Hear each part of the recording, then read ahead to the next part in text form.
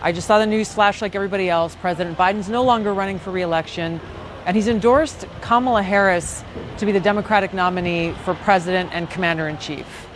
I'm going to sound the same warning now that I have been for years, going all the way back to 2020 when both Kamala and I were running for president on the Democratic ticket.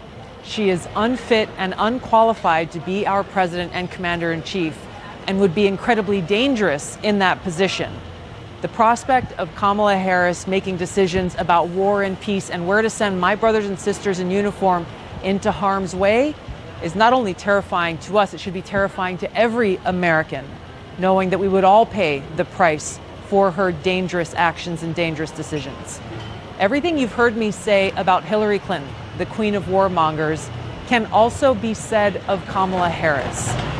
There should be no question in your mind that if Kamala is allowed to be our president and commander-in-chief, she'll be the maidservant of this queen of warmongers, the head of this elitist cabal of warmongers that has gotten us into this place. They're the ones who've been calling the shots behind Joe Biden's presidency. They would continue to call the shots if Kamala Harris is president.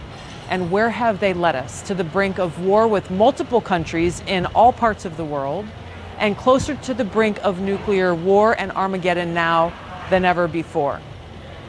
The choice for us is very clear. If we cherish peace and freedom, and if we love our country, we must vote against Kamala Harris in this election on November 5th and vote for Donald Trump.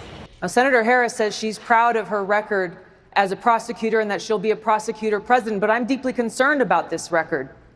There are too many examples to cite, but she put over 1,500 people in jail for marijuana violations and then laughed about it when she was asked if she ever smoked marijuana.